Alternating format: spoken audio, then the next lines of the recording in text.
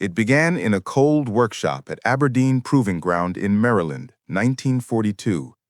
The United States had entered the war late, and already the reports from North Africa were grim. American infantrymen were brave but underarmed. When German Panzer III and Panzer IV tanks appeared on the horizon, nothing the average soldier carried could stop them. Rifle bullets bounced off like raindrops on armor. Anti-tank rifles were obsolete. The only hope lay in cumbersome 37mm guns, which took a crew of several men and time the battlefield never allowed. Infantry were being crushed beneath steel, and morale was cracking. In that crisis, two men decided to gamble on something radical. A weapon so small, so light, it could be carried by one soldier, yet powerful enough to kill a tank. They were Lieutenant Colonel Leslie Skinner, an ordnance officer, and Edward Ull, a young engineer with a mind for impossible problems. One day, while sorting through scrap metal, Ull found a piece of steel tubing roughly 5 feet long. He held it up and said, "If only I could find a way to shoot a rocket from this." Skinner looked at him and replied, "Then let's do it." That afternoon, history began to change. They started with a rocket, a 2.36-inch diameter tube packed with explosives and fitted with a shaped charge designed to focus its blast into a narrow jet capable of melting armor. It was crude, dangerous, and unpredictable. The first tests were done with makeshift sights and wires. The launch tube was open at both ends, one for the rocket, one for the backblast. The first prototype nearly burned Ull's hands off. But it worked. The rocket left the tube, flew straight, and punched through an old tank plate.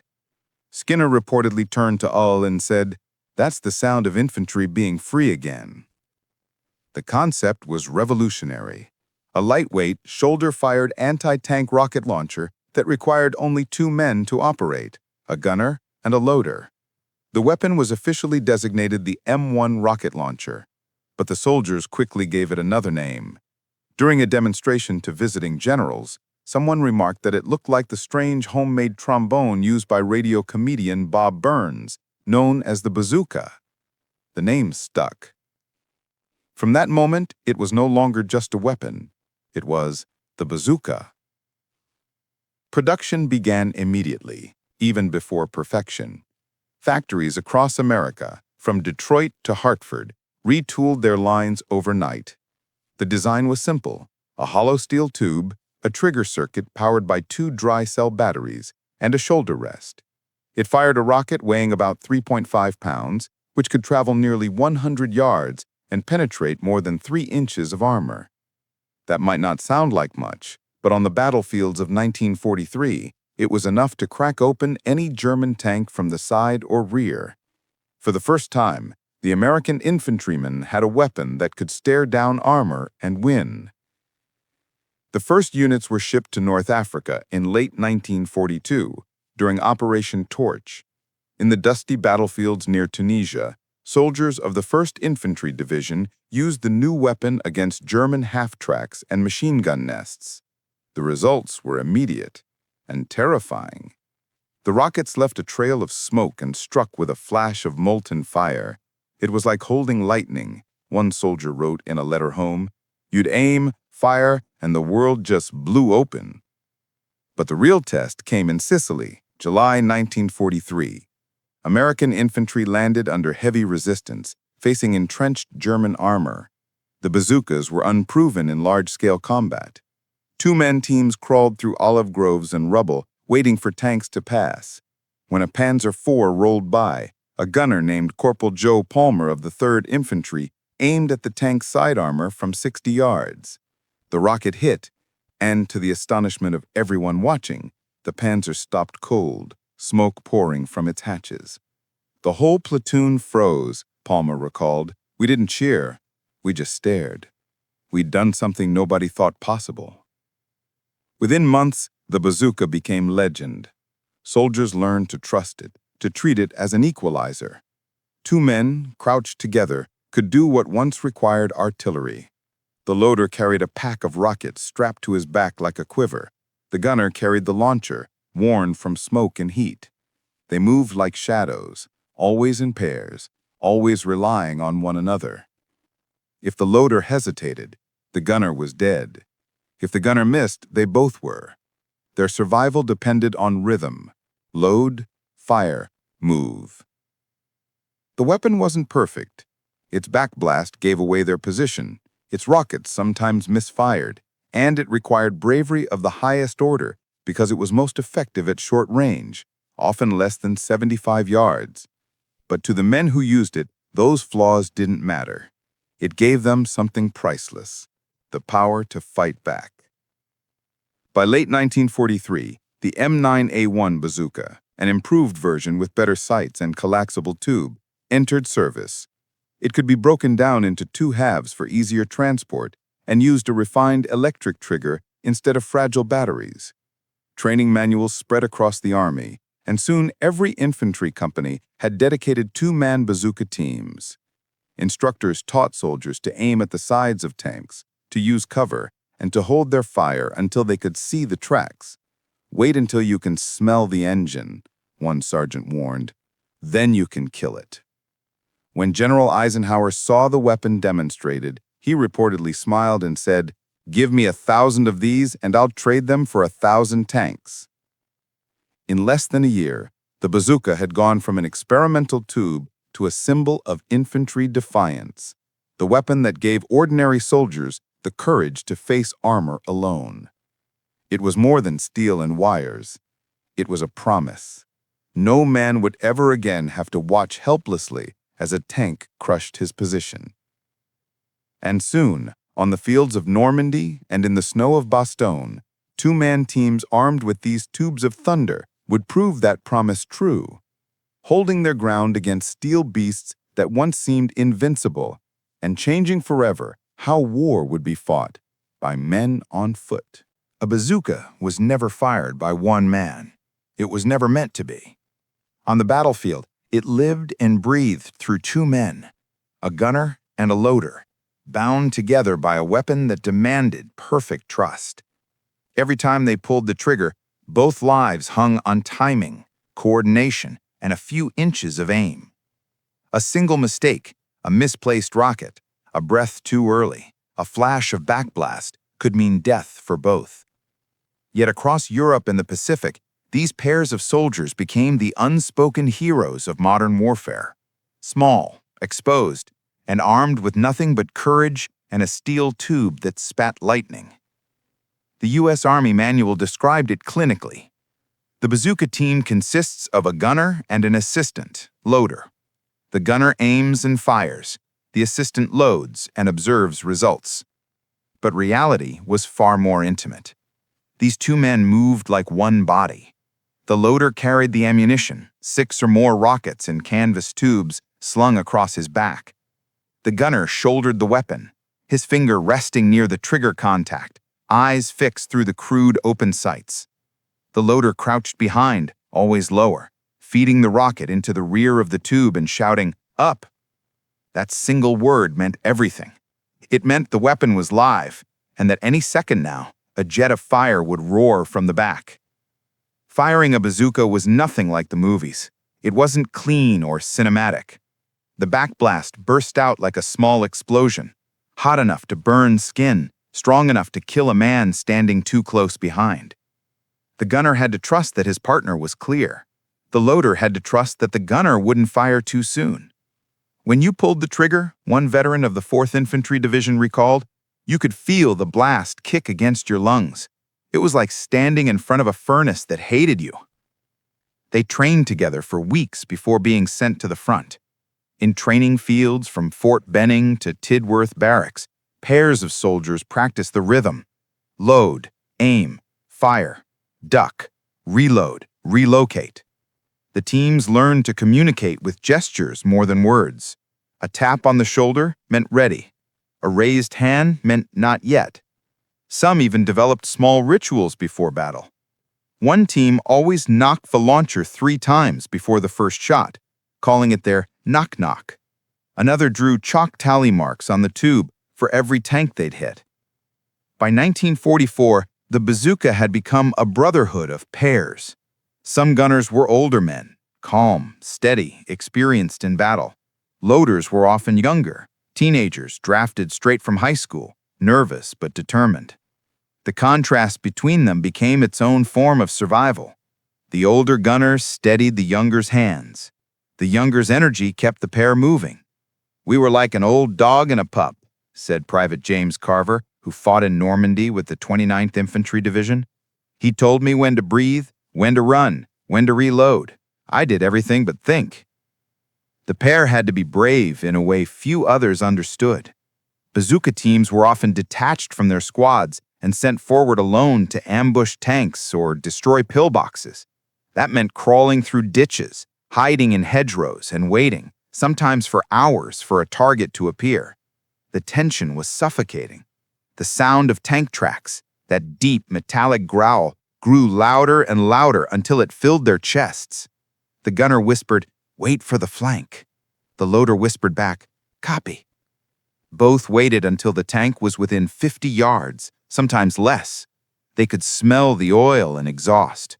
Then, a breath, a squeeze, the rocket left the tube with a shriek, streaking toward the moving wall of steel. Sometimes it hit perfectly, the shaped charge burrowing through armor, sending the turret flying. Sometimes it missed or bounced off or hit too soon. And when it did, the tank's turret would swivel toward them like the eye of a predator. At that point, there was no time to think, only to run. The loader grabbed another rocket, the gunner dropped flat, and both prayed they'd get a second chance before the tank's machine guns opened fire. There were countless such duos across Europe. In Normandy, Sergeant Harold Simmons and Private Roy Keller destroyed 4 German armored vehicles in a single day near Saint-Lô. Their position was nearly overrun, but they refused to retreat. Keller reloaded under fire, shouting over the roar, "Another one! Another one!" Simmons fired until the barrel smoked. When the battle ended, they were both deaf for 3 days, but alive. "He was my eyes," Simmons said later, "and I was his hands." In Italy, 2 paratroopers from the 82nd Airborne, Corporal Red Drummond and his loader Henry Lee, faced a Panzer IV at close range during the Battle of Anzio. They let it come within 30 yards before firing, the rocket hitting square under the turret ring. The explosion flipped the tank on its side. Later, Lee said quietly, "I didn't even hear the shot, just saw the flash, and thought, thank God we didn't blink." By the time of Bastogne, the Bazooka team had become an icon of infantry courage.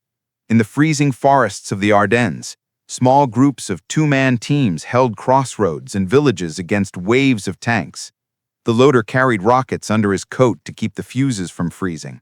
The gunner wiped frost from the sight. They fired until their fingers bled and their rockets ran out.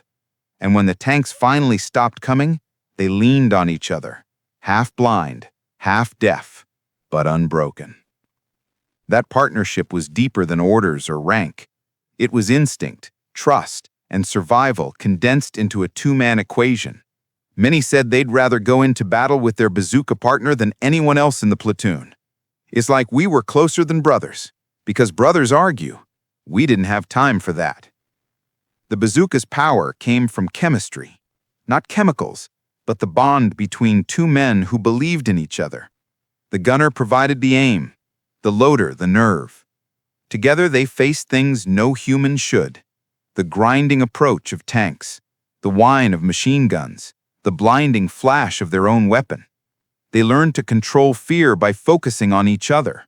When everything else failed, when the radio was dead, when the squad was gone, all that mattered was the hand that loaded the next rocket and the eyes that found the target. By the end of 1944, tens of thousands of bazooka teams had taken their place in every corner of the Allied front.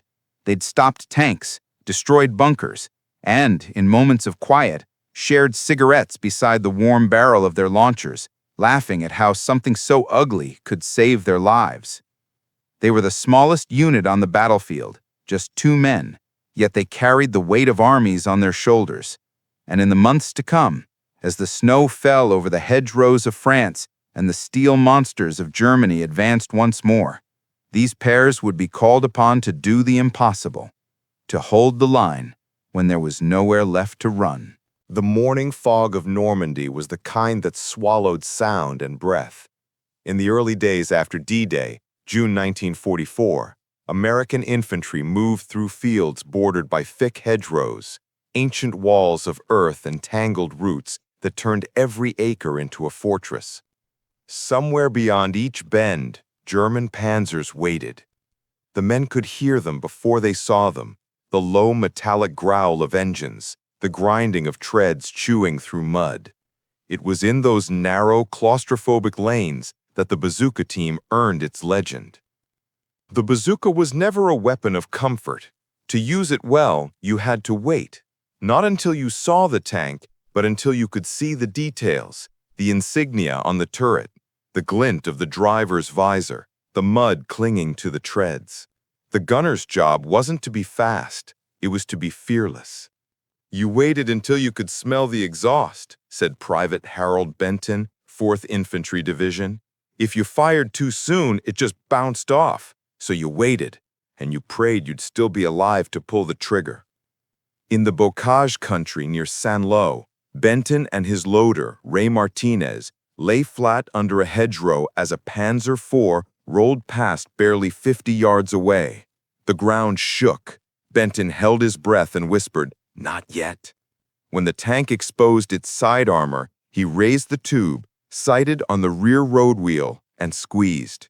The rocket hissed from the tube, trailed smoke, and slammed into the tank's flank. A flash of orange erupted, followed by a blast that blew the turret clean off. Martinez shouted, "Hit!"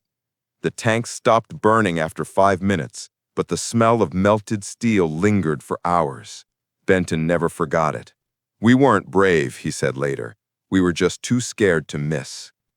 Every village in Normandy had stories like that. Two-man bazooka teams hunted tanks like wolves. They hid in ditches, behind stone walls, inside barns. They fought close, too close. The air was thick with cordite and fear. When a tank went up, the blast threw debris for yards, and the concussion left men deaf for minutes. Yet those two-man bazooka teams turned the tide of many fights. At Carentan, a handful of paratroopers from the 101st Airborne destroyed 3 armored half-tracks and forced an entire column to retreat. "It was a poor man's artillery," one officer said, "but it gave the poor man a chance." Still, Normandy was only the beginning. 6 months later, in the freezing hell of Bastogne, the bazooka team became something mythic, the last line of defense in a world made of snow, steel, and silence. December 1944. The Battle of the Bulge had begun. The Germans launched their final counterattack through the Ardennes, and the town of Bastogne became the center of their assault. American paratroopers of the 101st Airborne Division, cut off and surrounded, faced the full fury of Hitler's armored divisions. For days, the snow never stopped. Artillery pounded the forests. Visibility dropped to nothing. And from the fog, the tanks came. The men of Bastogne were freezing, hungry, exhausted, and almost out of ammunition. The snow jammed rifles. Machine guns froze solid, but the bazooka still fired. Even in sub-zero temperatures, its simple design endured. Two-man teams moved through the woods like phantoms, carrying their tubes under blankets to keep the triggers from icing. One such team, Sergeant Paul Dutch Henning and his loader Billy Hart, lay flat near the road near the village of Foy. At dawn, they heard engines rumbling, German Stug 3 assault guns, low and squat, advancing through the snow. The men could barely see 20 yards ahead. Henning whispered, "Load it, Billy." Hart slid the rocket into the tube, his hands trembling. "Up!" he shouted, then ducked. The blast lit up the fog, the rocket streaking out like a comet. It struck the Stug square on the side plate. The explosion echoed through the woods. The German column halted, unsure where the attack had come from. Henning reloaded, fired again, then again. 3 rockets, 3 hits. The snow glowed orange from the burning armor.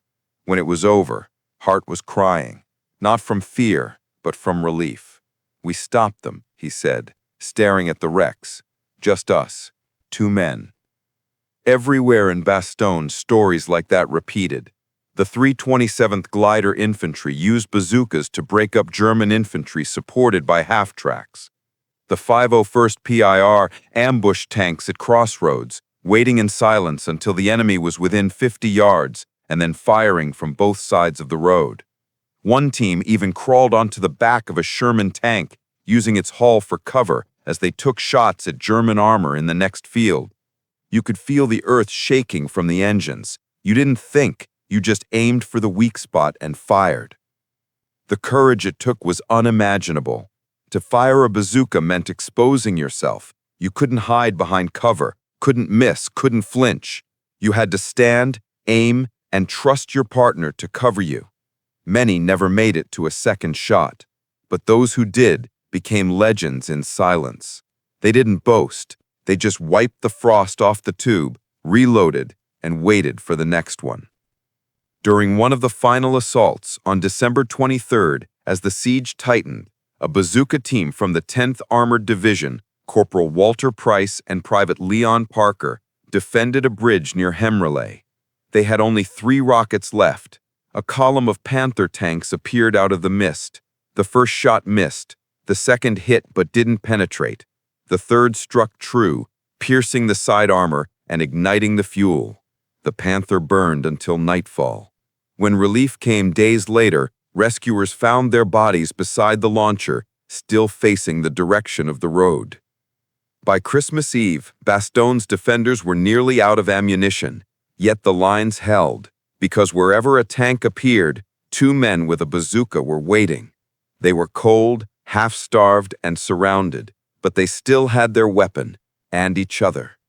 "We didn't feel like heroes," one survivor said. "We just knew if we ran, no one else would stop them."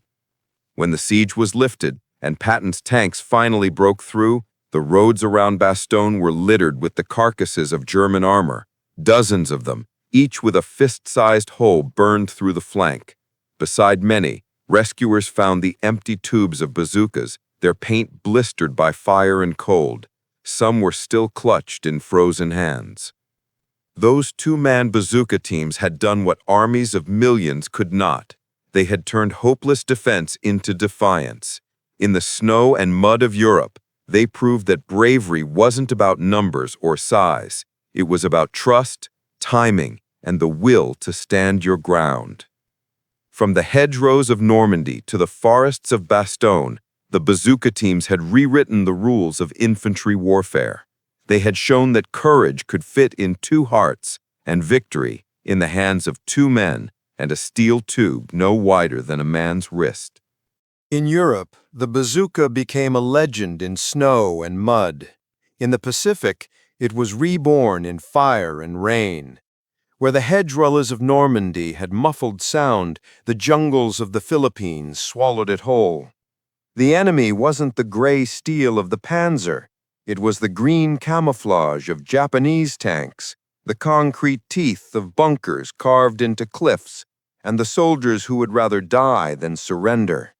Against that kind of fanaticism, the bazooka team once again became the weapon of last resort. 2 men with a tube, facing an empire. When the Americans returned to the Philippines in late 1944, the battles were unlike anything seen in Europe. The heat was crushing, the humidity thick enough to choke. Weapons rusted overnight, ammunition swelled and jammed. The jungle itself was an enemy, alive, wet, and unrelenting. Yet through the chaos of vines and gunfire, the crack of the M9A1 bazooka echoed like thunder trapped in a cage. The improved M9A1 was lighter, easier to handle, and far deadlier than its predecessor. It had a folding tube for easier transport and a better sight for range adjustment.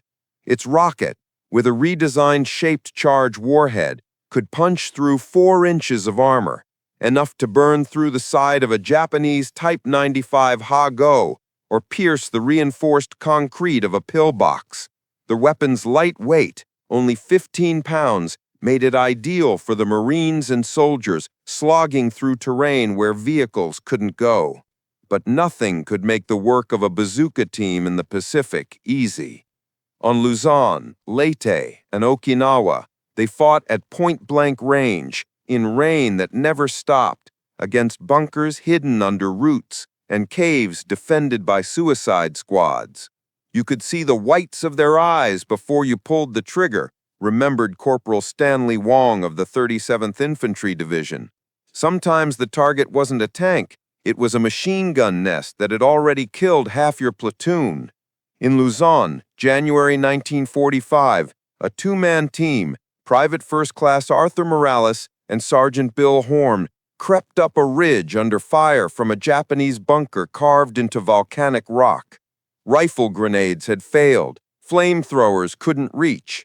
Morales carried the launcher, Horn dragged the rockets through mud that came up to his knees. They reached a position 40 yards from the bunker, hearts pounding in their throats. Horn loaded the first rocket and shouted, "Up!" Morales aimed at the dark slit of the firing port and squeezed. The rocket slammed home, the shaped charge focusing its blast inward. The bunker erupted in flame. The second rocket sealed the entrance. When the smoke cleared, the ridge was silent. Morales later said, "We didn't think about being heroes. We just didn't want anyone else to die trying." Across the Pacific, similar stories repeated themselves. On Iwo Jima, where volcanic ash turned every step into agony, Marine bazooka teams worked side by side with flamethrower operators, clearing pillboxes one by one. The Japanese fought from tunnels, popping up unexpectedly behind American lines. The only weapon light enough to move quickly, but strong enough to destroy those fortifications, was the bazooka. "We called it our key," said one Marine sergeant. "When you couldn't open the door with bullets, you opened it with a rocket." At Okinawa, the last great battle of the Pacific, bazooka teams faced not just bunkers, but tanks, the fast, nimble Type 97 Chi-Ha and the smaller Ha-Go. Though thinly armored compared to German tanks, they were deadly in the tight terrain of ridges and cane fields. On May 13, 1945, during an attack near Shuri Castle, two Marines, Lance Corporal David Green and Harold Evers, held a crossroads against a Japanese counterattack. They had 4 rockets left. When the first tank appeared, they waited, crouched behind a collapsed wall. Green whispered, "Closer." At 40 yards, he fired. The rocket struck the tank's flank, and the explosion set it ablaze. The second tank came on, its machine gun stitching the wall to splinters. Green reloaded. Evers shouted, "You're clear." The second shot hit, dead center. Both tanks burned, but shrapnel tore through Evers' leg. Green dragged him into a ditch, his hands still black with soot. Evers survived. Years later, he said, he could have run. Instead, he stayed and finished the job. That's what bazooka men did. The jungle taught harsh lessons. The heat warped rockets. Rain shorted electrical circuits. Some soldiers carried extra batteries wrapped in wax paper, while others learned to use improvised firing wires. If the electric trigger failed, they'd strike the contact manually. Every shot carried risk of misfire, of premature explosion, of being spotted by snipers. Yet the teams adapted. They tied strips of white cloth to their sights to improve aim in the dark. They used palm trunks as launch rests. They fired from foxholes, ditches, even from the waist when there was no time to kneel. "You made it work," said Lieutenant Harold Kim, a platoon leader on Leyte, "because if it didn't work, you died." As the war dragged on, the bazooka became more than a weapon. It became a symbol of determination. Soldiers began painting names on their launchers: Betty Lou, Thunderstick, the Equalizer. On the beaches of Mindoro, one Marine drew a pair of wings on his bazooka and wrote, "Angels deliver fast." To those who carried them, the weapons weren't cold steel. They were companions, the only thing that could punch back when everything else failed. The Japanese feared it. Captured diaries revealed that they called the weapon the dragon tube, and officers ordered snipers to prioritize killing the man carrying it. But finding him was never easy. Bazooka teams moved like ghosts. They fired, relocated, and vanished back into the green. To the enemy, it seemed as if every hill had teeth, every ravine could spit fire. By the time the war neared its end in August 1945, the two-man bazooka team had become the defining image of the infantry's willpower. They had turned back tanks in France and burned bunkers in the Pacific. They had fought in snow and jungle, often alone, always together. In the end, it didn't matter whether they were Army, Marine, or airborne. They were brothers bound by fire, two men sharing one heartbeat, one weapon, and one impossible job. When news of Japan's surrender came, many of them were still cleaning their launchers, patching the paint, ready for one more fight. They didn't cheer. They just looked at their weapons, now scarred, dented, and smoke-stained, and said quietly what they had whispered countless times before firing a shot. "Let's go, buddy." They had survived what no machine could, the heat, the rot, the fear. And through it all, the bazooka had done exactly what its inventors dreamed it would do: give two men, armed with courage and trust, the power to stand against steel and win. The jungles grew silent again. The smoke drifted away. And somewhere, amid the broken armor and shattered bunkers, the echoes of those rockets lingered. Proof that sometimes the greatest weapon a soldier can carry is not in his hands, but beside him. When the guns finally fell silent in 1945, the world began to measure what it had lost and what it had gained. Cities lay in ruins, empires had collapsed, and the old ways of war were dead. But out of that destruction, a new truth had been forged in fire and courage: the power of the two-man team. And at the center of that truth stood the weapon that embodied it: the bazooka, and the men who carried it. The bazooka had done more than kill tanks. It had rewritten the rules of warfare. Before it, a single armored vehicle could dominate an entire company. After it, two men with a steel tube could stop a division cold. It wasn't just a new weapon, it was a revolution. For the first time in history, infantrymen didn't have to wait for artillery or air support to deal with armor. They could fight back, instantly, from the mud and rubble of the battlefield. And they did. From the hedgerows of Normandy to the volcanic ridges of Okinawa, from the frozen forests of Bastogne to the rice paddies of Luzon, the bazooka teams proved that courage, when paired with ingenuity, could balance the odds. Even the enemy admitted it. Captured German reports called the weapon der Donnerrohr, meaning the thunder pipe. Japanese officers described it as the lightning that hunts tanks. And after the war, their engineers copied it. The German Panzerschreck and the later Soviet RPG-2 both owed their existence to the American bazooka. Its design inspired a new generation of weapons: the M20 Super Bazooka, the British Piat successors, and eventually the shoulder-fired rockets that would define post-war combat for the next century. But none carried quite the same spirit, because the bazooka wasn't just a machine, it was a partnership. Every soldier who carried it knew that the weapon was only as good as the bond between its two operators. The gunner trusted the loader with his life. The loader trusted the gunner to aim true. They weren't just soldiers. They were halves of the same heart.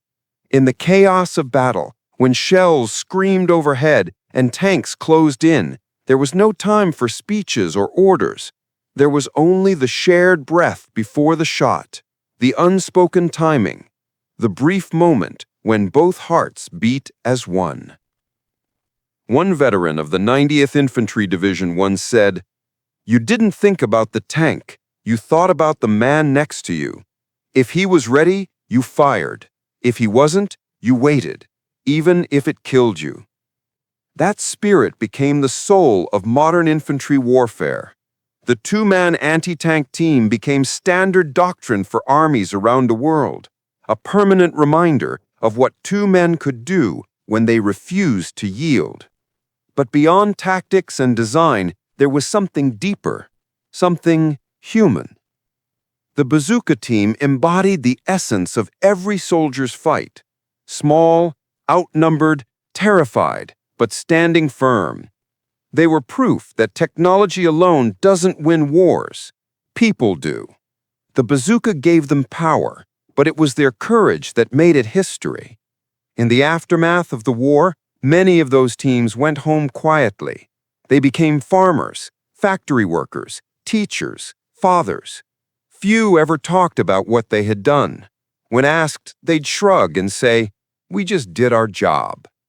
But for those who served beside them, the memory never faded. The flash of the rocket, the smell of burnt cordite, the shout of "up" before the world exploded. And as new wars came, Korea, Vietnam, the Middle East, the echo of those two-man teams lived on. The M20 Super Bazooka, the Law, the AT-4, the Javelin, all were descendants of that humble tube first tested in 1942.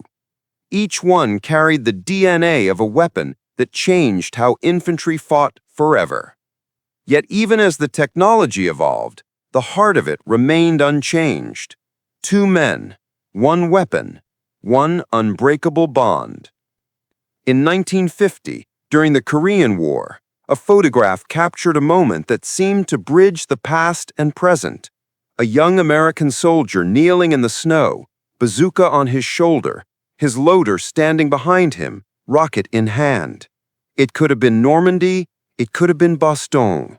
The faces changed, the landscape changed, but the posture, the unity, stayed the same. That image became an unspoken memorial to every pair that had come before. Years later, historians would describe the bazooka as a weapon of equality, a machine that gave the common soldier a fighting chance against the impossible. But among those who actually fired it, the word equality never came up. They called it something else. They called it faith. Faith in their weapon. Faith in their partner. Faith that no matter how strong the enemy seemed, they could still make a difference.